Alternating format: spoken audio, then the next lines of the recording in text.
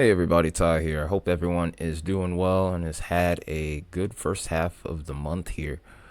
As we stare down the second half, one thing that we do pretty regularly here on the channel is we often will try to take a sneak peek at what next month could look like, especially since we get these official outlooks that come in right around mid-month. So we're right on schedule and seeing this from the Climate Prediction Center. So we're going to go over what we have here and I'm going to give my own thoughts, maybe even a couple of predictions with this. I hope you guys have been hope you guys have been doing well. It's been slow here lately, so I want to say I appreciate all of you that have stuck around through the slower times. It does look like there could be a point where the weather begins to pick up a little bit, so more content will be coming. Just everybody hope you stay safe whenever things do pick up. But that being said, let's go ahead and go over the new data that we have here as of today. So as you can see, this is fresh off the press here as of this morning. I didn't get home till late, so it took me a little bit longer to get things going with this video, but here is what we have for the October outlook, and this is kind of a sign of things to come as we get into the back half of fall, maybe into the early part of winter. Things are going to be a little bit topsy-turvy. I've been talking about switching from a neutral phased ENSO into a La Nina, and this will allow for a little bit more in the way of warm air to come into play for the southwestern states. Also, the deep south might be a little bit warmer, especially towards the start of winter.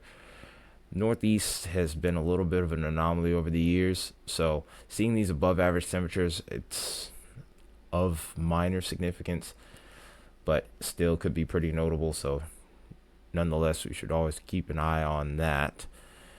Do I expect any heat waves based off of what I've been seeing off of model guidance? I would say no.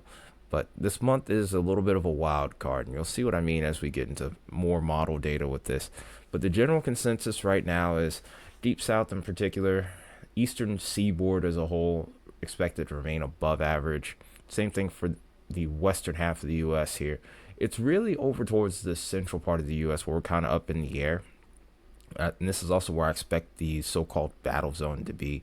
Based off of recent model guidance, it does look like the storm track and the jet stream really kind of favor this area a little bit more. So I would expect to see shifting temperatures, more showers and thunderstorms over this area in general. Now, I'm not expected to see significant precipitation figures, but any fronts that pass through here could knock off the temperatures a little bit. So you could have a couple hot days, you could have a couple cool days, or you might just be somewhere in the middle. These other areas right here, it's only here where we really expect our temperatures to kind of go up a bit more and kind of be more consistent. And the same thing even comes into play for Alaska, unless you're over towards the far western half of the state. Even then, it still looks like we're going to be at right about at average temperatures at this point.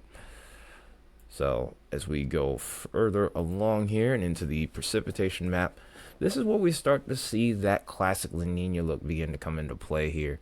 And where I'm really referring to is more so over the northwest here. Northwest is usually where we start to see that increase in precipitation right around this time of year as we get into fall and winter.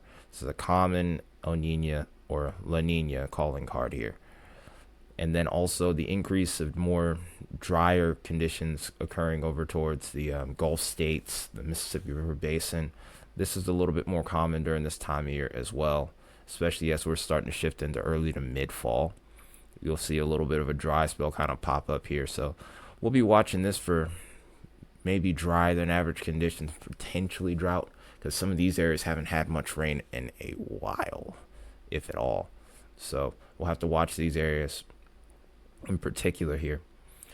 If we were to go ahead and look over towards Florida, you can see the above average probability for precipitation. Florida's always kind of been one of those wild card states during this time of year. If you get decent source of Gulf moisture here with an onshore sea breeze, you can get more showers and thunderstorms. And the setup kind of leans into that as of right now. So I would expect that to continue to be the case there.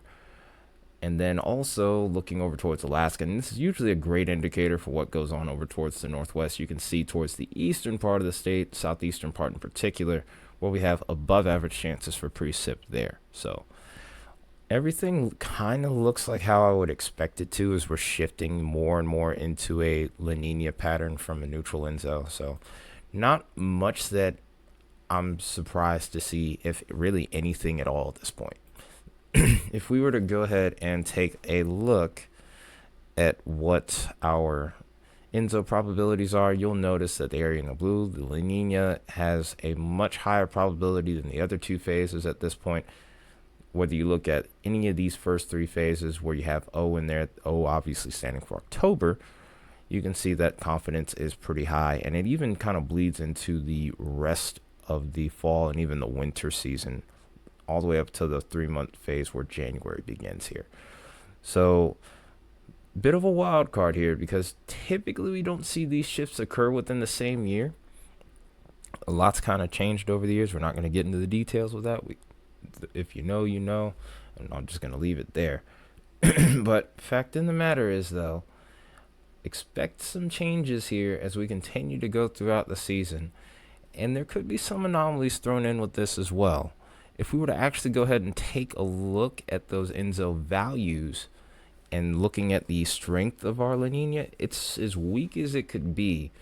But like I said, these subtle shifts from one phase into another is still pretty significant. Even if it's so much as about half a degree above or below 0 Celsius here. Once you get below half a degree Celsius or negative half a degree Celsius here, that's the La Nina phase. And you can see as we get towards this phase here, the majority of models lean into that negative phase. Some of these go a little bit towards a more moderate La Nina phase, but for the most part, I would expect it to remain just a little bit towards the weaker side of things, I would say, even as we get into winter, and then we start to actually shift back into neutral. So this sudden shift often can cause anomalies with weather. It can sometimes be a little bit more stormy, and I've seen this happen in the past, so it's something I'll be keeping a very close eye on going forward. But if I were to compare this to some of the stuff that I've seen, I would say October of 1996 and 97, the weather there is probably what interests me most in regards to like analogs in particular. So there, but in 96 there was a out of season severe weather event. There still can also be tropical storms that occur during this time of year too, so we always have to keep our guard up for that. Usually you would be looking for those more or less closer to home. When you go over towards the North Atlantic or main development region, not much of anything to really worry about. Everything usually turns out to sea at this point, but we have had some rule breakers in the past. Now, as we shift over towards this model here, where we're looking at the northern hemisphere, there's two particular areas that I'm watching. This one right here, this is the Arctic oscillation of the AO, and then we have the NAO right here. Now, I want you to pay close attention as we're looking at the October 2nd time frame. We're kind of in the middle here, but we're starting to see some cold air being introduced to that Arctic oscillation region. So what's going to happen is it's going to allow for a couple of opportunities for some cooler air to push in. And where we were seeing red over here towards almost all of the lower 48 at this point, now we've kind of cleared that out, and we're kind of in a neutral, almost I would say slightly below average look here. And this is where we start to see cool air kind of push back in over towards the eastern states. So these first 10 days of October have the potential to be a little bit off-putting as to what the month could be like. But there you go right here. You can see this warmer air mass beginning to come into play. It's going to start out being over towards the west, but eventually move east. So what we're seeing now, based off this model run, don't get used to it, unfortunately. As time goes on, you can see that warmer air mass begin to progress off to the west and then be replaced by yet another air mass. And it looks like this could be a rinse and repeat deal as we get towards the end of the month.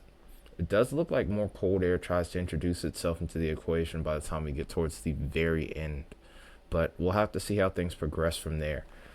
We aren't going to be in as strong as a positive phase with the AO, so that keeps things pretty interesting. But we also have to watch the NAO because this usually affects more of the eastern states as well. So if we rewind this back here and we go towards the second, you can see this little blob of cold air that's hanging offshore here over towards Nova Scotia. If we move this away and we start to see that warm air coming back into play, notice how it keeps the northeast kind of warm instead of cooler than average whenever we end up in the negative phase. And this is going to be a pretty consistent trend, hence why we have those above average temperatures expected over there, because the majority of the month is going to most likely be more above average here. Doesn't look like, based off of this early look, that we're going to get a break. Now, keep in mind, we are expecting a new run to come in at the very end of this month and into the start of next month. So September 30th to October 1st is when that video would be out. So as a result, what you're seeing now could be altered pretty significantly depending on these alterations between these two oscillations, particularly, along with others. So something that we'll have to keep close track of. So how does this look in values, basically, is the next question, based off of what we were seeing on the oscillations. We were able to see the air masses, but looking at the numbers here, and I know you guys are looking at this like, but Ty, this is in Celsius. How am I supposed to understand this? Basic way to do this to really multiply the number that you see here by 3 based on the color table. So these areas in the darker red here, I would say we're looking at maybe about 10, 15, some places maybe even pushing closer to 20 degrees once we get to these sharper colors here, above average in this case. So the heat will be on, especially towards the Midwestern states to start out the month. As we get towards the 9th, see, this is where we were getting that cool down we're talking about, and this is where we kind of level off, and this is probably when it's going to feel the best all month. Maybe the end of the month could be something similar to this. For the most part, I think this is when we might see some of our best weather in regards to temperatures. As we go further along, you can start to see that heat building out towards the west, and this was that other warm air mass that we were highlighting here.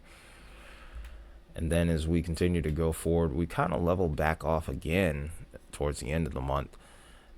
So between the first 10 days and maybe the last 10 might be some of the most interesting in regards to our weather, both in maybe potential shifts in temperature and also precipitation. So it's something to keep an eye on. And now, one thing I don't really like to latch on to when I'm trying to look at this particular model is trying to take a sneak peek at the jet stream.